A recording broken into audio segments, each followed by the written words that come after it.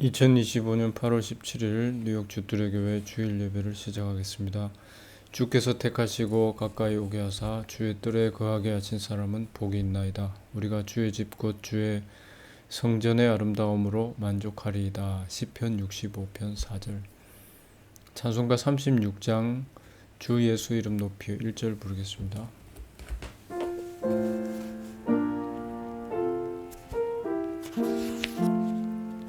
주 예수 이름 높이여다 찬양하여라. 금멸유관을 들여서 만유의 주 찬양. 금멸유관을 들여서 만유의 주 찬양. 이사야 5장 7절 말씀입니다. 대저 만군의 여호와의 포도원은 이스라엘 족속이요 그의 기뻐하시는 나무는 유다 사람이라. 그들에게 공평을 바라셨더니 도리어 포악이요 그들에게 의로움을 바라셨더니 도리어 부르짖음이었도다. 아멘. 도리어라는 제목으로 잠시 말씀을 생각하겠습니다. 도리어 생각지도 못했는데 전혀 정반대의 평가 결과가 나올 때 도리어라는 말을 쓰게 됩니다. 기독교 울타리 안에서 저를 비롯한 모두는 하나님이 내 편이시다. 나는 하나님 편이다. 나는 하나님 뜻에 어긋남이 없다. 하나님도 나를 좋게 봐주신다.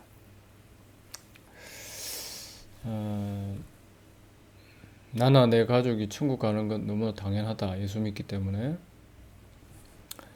이런 생각이 너무 자연스럽게 자리 잡고 있습니다. 이문세 씨가 부른 노래 중에 그 사람 나를 알아도 나는 그 사람 몰라요 라는 이런 가사가 나오는 노래가 있는데요. 하나님께서 우리를 보실 때 그 사람 나를 알아도가 아니죠. 그 사람 나를 보아도 나는 그 사람 몰라요. 하나님께서 우리를 보실 때 하나님이 모른다 하실 수가 있겠다. 나는 하나님을 알고 있는데 하나님은 왜 나를 모른다고 하실까? 이런 생각을 한 번이라도 해 보았는가? 라는 거죠. 하나님 잘 섬긴다고 믿음 좋다고 당연히 세례받고 신앙생활을 오래 해서 죽으면 천국에서 다시 눈을 뜬다. 너무 당연하게 생각하고 있는데요. 그런데 하나님께서 우리를 누군지 모른다 라고 하실 수 있다는 겁니다. 근데 이게 단지 조그만 가능성이 아니라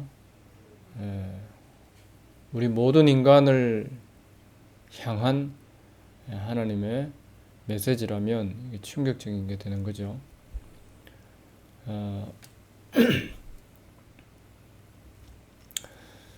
왜 그럴까요? 우리가 하나님 숨긴다고 했는데요. 제가 종종 말씀드리지만 이렇게 가만히 생각해 보면 하나님을 통해서 나를 숨기고 있는 그런 우상 숭배자였다는 거죠. 이걸 뭐 길게 설명드리지는 않겠습니다. 그런데 신앙생활이라는 것이 결국 나를 위한 내 잘되자, 내 주변 잘되게 하자, 하나님 통해서, 예수님 통해서, 성령님 통해서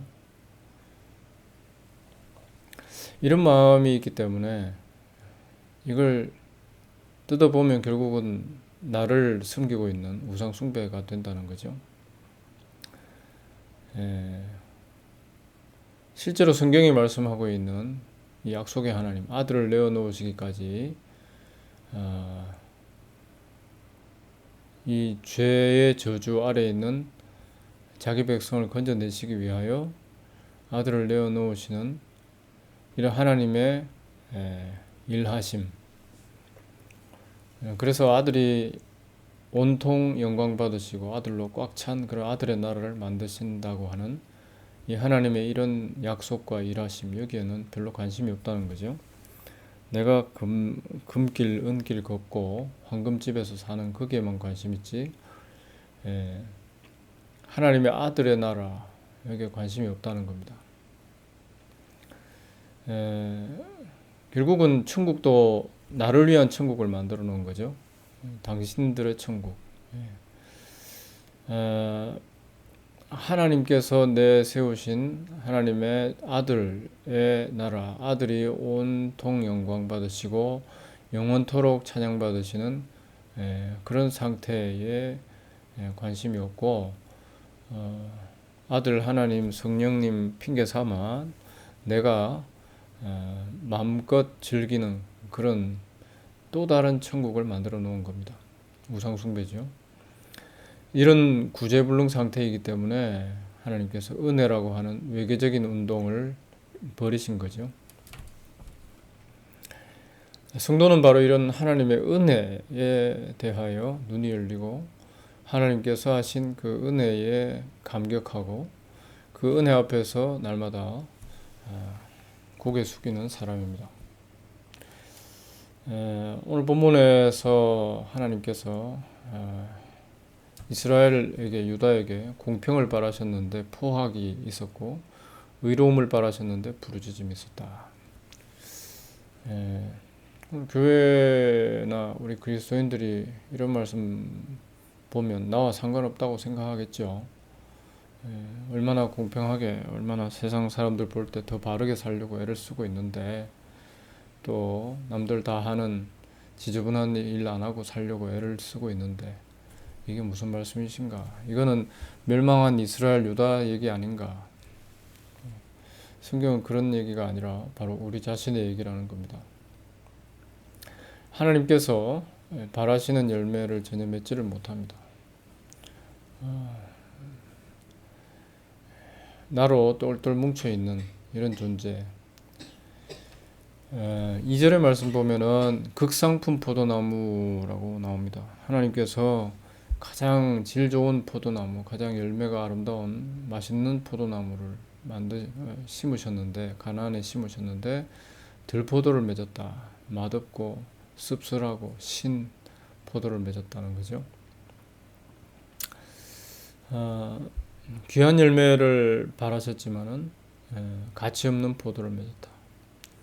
은혜에 대한 감사, 6월절 어린 양의 피를 흘려서 구속해내신 하나님의 이 특별하신 손길에 대한 그 감사를 바라고 하나님을 찾기를 하나님께서 바라고 계시는데 전혀 엉뚱한 열매, 역시나 죄 가운데서 자기 자신만을 섬기는 그 열매를 계속 맺어내고 있더라. 소망 없는 그런 존재라는 겁니다. 예레미야 22장 21절에도 내가 너를 순전한 참 종자 곧 귀한 포도나무로 심었거늘 내게 대하여 이방 포도나무의 악한 가지가 되면 어찌미뇨. 이방 포도나무의 악한 가지, 이러면 우리하고는 저 멀리 떨어진 이방 세계, 오늘날 기독교인들 얘기하면 다른 종교, 그죠? 사탄화 시킨 다른 이방 종교, 이렇게 생각을 하게 되는데요. 하나님께서 귀한 포도나무로 심어도 악한 가지가 되어버렸다. 악한 열매를 맺었다. 이스라엘은 하나의 표본입니다. 우리도 똑같다는 거죠. 아무리 정통이 어쩌고 교리적으로 어쩌고 이래도 하나님 보실 때는 이방 포도나무의 악한 가지가 되었다. 이런 결론이 나온다는 겁니다. 이방의 행위를 쫓는다는 거죠.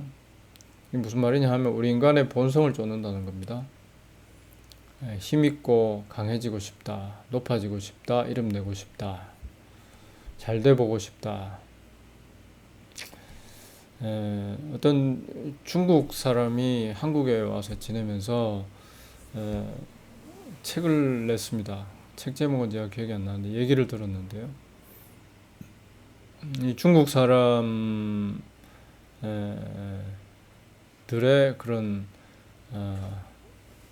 모습, 그걸 이제 한국 사람들이 알리는 거죠. 우리가 오해하고 있는 그런 점들이 많다 이러면서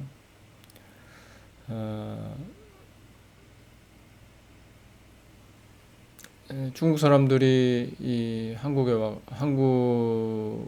이렇게 가까워지고 서로 관계가 되면서 서로 서로를 이제 알아가는 가운데 있는데,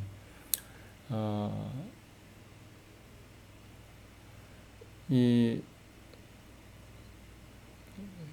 중국이라는 나라가 워낙 크고, 그 가운데 사람들이 이렇게 다양한 그런 모습으로 살죠. 저쪽 중원으로 가면, 평야로 가면은 농사 짓고 옛날 모습으로 사는 사람들이 많고, 저 동쪽 해안 근처로 오면 이제 도시화되고 경제적으로 발전하고 부자들이 많이 살고 이렇다는 겁니다. 그래서 그 차이가 굉장히 커졌다. 거기에서 나오는 문제가 많다. 한국도 마찬가지죠. 그들의 삶의 방식은 다 다를 수 있고 형편 따라 생각하는 것도 다를 수 있지만은, 그러나 그들이 추구하는 바는 한국이 경제에 모든 관심을 두고 거기로 매진하는 것처럼 중국도 계속 동쪽으로 돈 많은 곳으로 젊은이들이 이동하고 그런 모습으로 계속해서 바뀌어 가고 있다는 거죠. 집중해 가고 있다는 겁니다. 힘 있는, 돈 많은, 우리도 잘 살아보세. 이 모습은 뭐 어느 나라나 할 것 없이 다 똑같다. 어느 민족이나 할 것 없이 다 똑같다. 그런 얘기를 하는 것을 보았습니다. 사무엘상 8장 19절 20절에 보니까 우리도 열방과 같이 되어 우리 왕이 우리를 다스리며 우리 앞에 나가서 우리의 싸움을 싸워야 할 것입니다. 열방과 같이 되어 이런 말이 나오죠. 이게 선지자 사무엘에게 왕을 요구하는 이스라엘 백성들의 모습입니다. 우리도 열방과 같이 되어, 돈 없으면 무슨 소용이냐, 우리도 잘 살아야 되지 않겠느냐, 돈 없으면 교회가 무슨 소용이냐, 교회가 잘 살게 해주는 그런 복을 빌어주는 때라야 사람들도 모인다, 이런 거죠.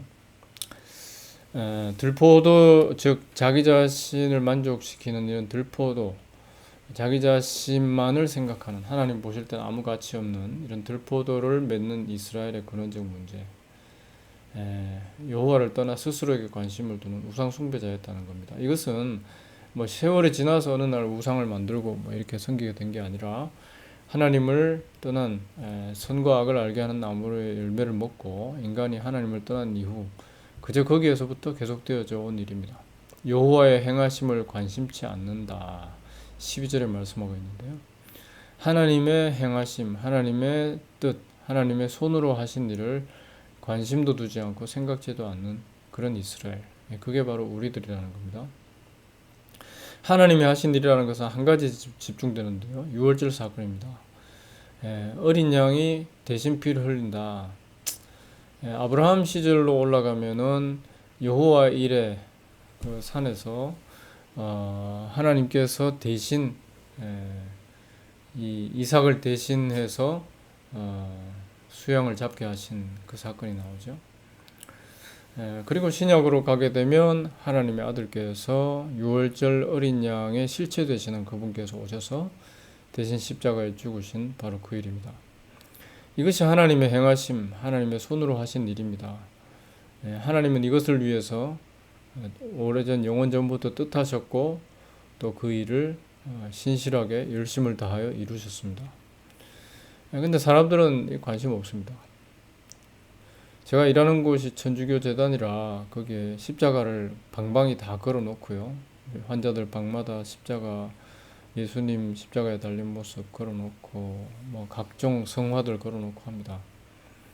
근데 그걸 가지고 뭘 하냐 하면은 어떻게든 내가 좀 덜 아플까, 내가 좀 어떻게 안전해 볼까 이런 생각으로 가득 차 있거든요. 아프면은 나오는 말이 하나님, 그리고 예수님, 마리아, 요셉 이런 게 줄줄 나옵니다. 천주교다 보니까 그런 건데요. 천주교 아닌 개신교는 또 다른가요? 똑같죠. 마리아, 요셉 안 부른다 뿐이지. 결국 그 하나님을 내 관심을 지키고 내 관심을 이루는 그런 도구로 생각하는 겁니다. 하나님의 손으로 행하신 일, 하나님의 뜻하신 바, 거기에 전혀 관심이 없고요. 유월절 사건, 죄인을 하나님께서 택하신 자기 백성을 건져내시는 그런 하나님의 일, 그리고 건져내셔서 유월절 어린 양, 자기 아들을 영원토록 찬양하는 신부 삼으시는 일, 그리고 그 아들이 영원토록 영광 받으시도록 하는 이 일, 여기에는 우리 사람들이 신경을 안 쓴다는 거죠. 아들에 관심 있는 게 아니라 신부된 나, 어떻게든 더 아름답고 더 부유하고 더 편안하게 신부로 영광을 누려볼까, 내가 아들의 자리를 차지하려고 하는 거죠. 이것이 우리 인간의 모습이라는 겁니다. 오늘 본문 제목이 도리어인데요. 지금 우리는 참 하나님 잘생겼습니다 그런데 하나님 보실 때는 도리어 부르짖음이었다, 도리어 포악이었다, 이렇게 되는 겁니다. 제가 하나님 잘생기지 않았습니까? 근데 하나님 보실 때는 도리어 우상숭배였다, 이렇게 되는 겁니다. 오늘 이 5장 8절의 말씀에 보면은 가옥에 가옥을 연하며 전토에 전토를 더하여 빈틈이 없도록 하고 이 땅 가운데서 홀로 거하려 하는 그들은 화 있을진저. 이게 우리들의 꿈 아니겠습니까?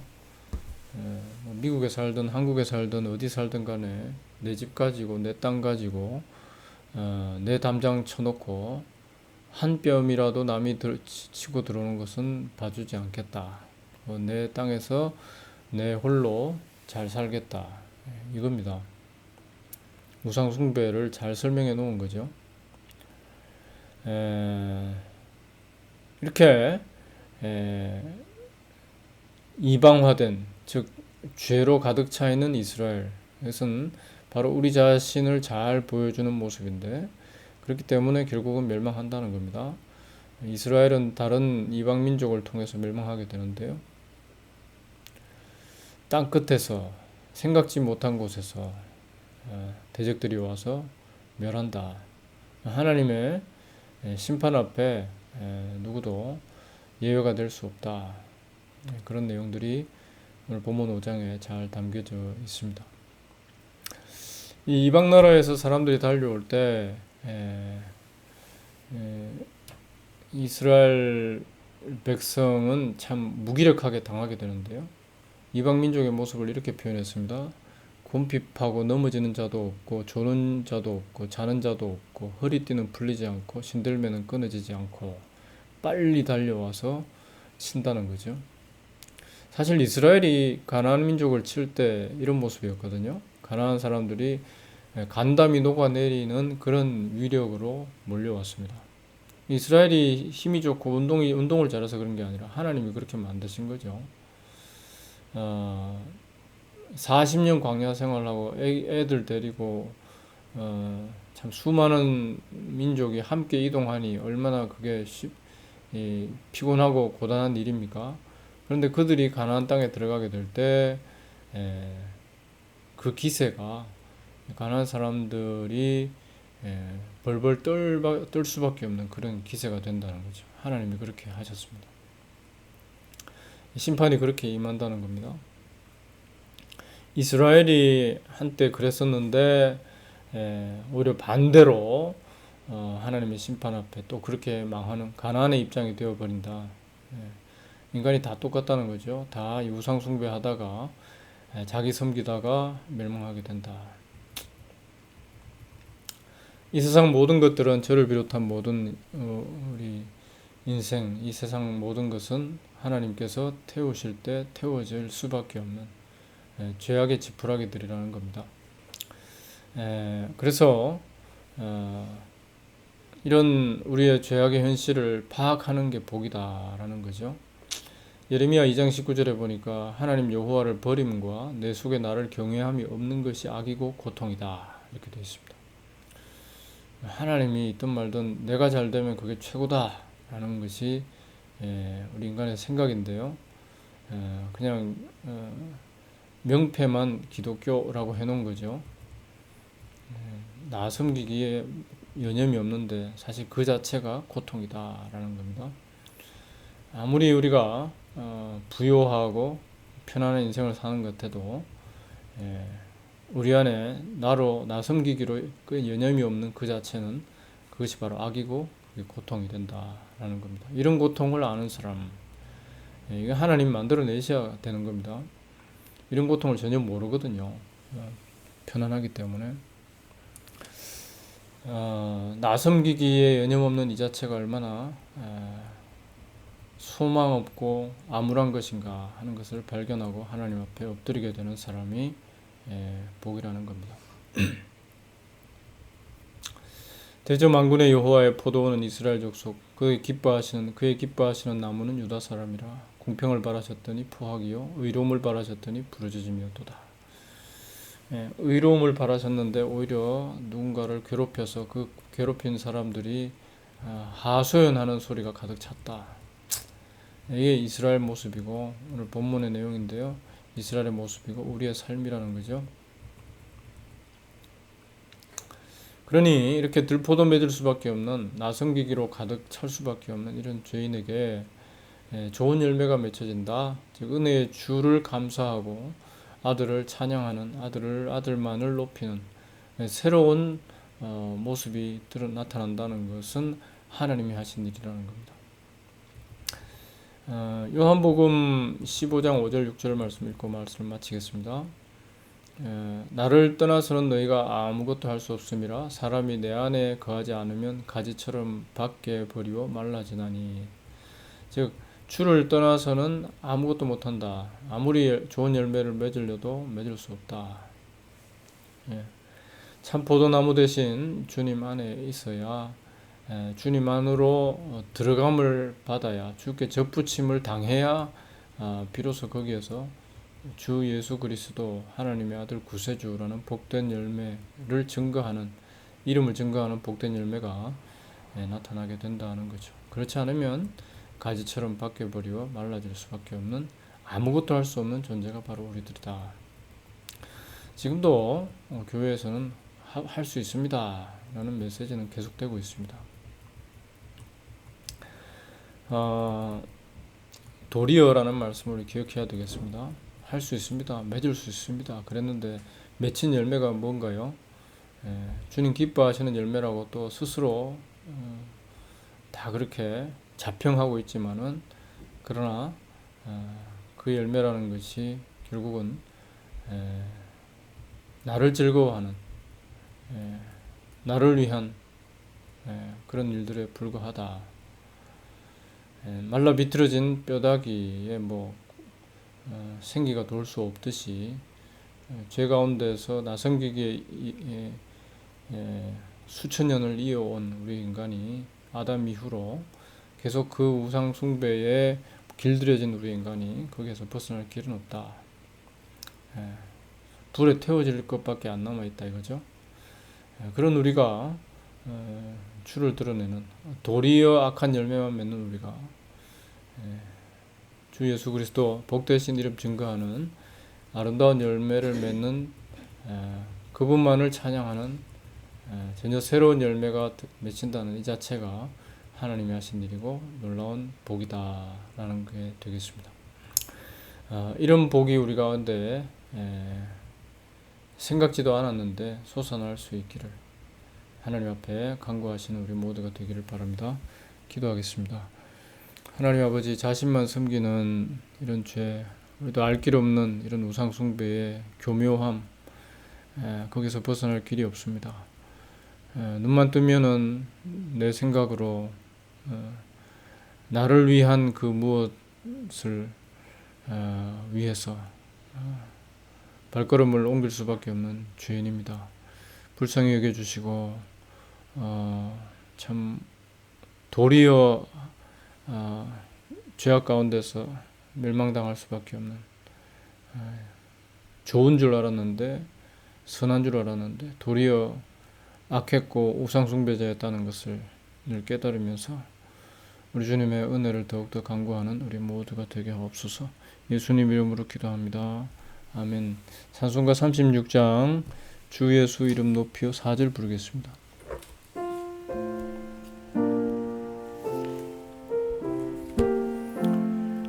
주 믿는 성도 다 함께 주 앞에 엎드려 무궁한 노래 불러서 만유의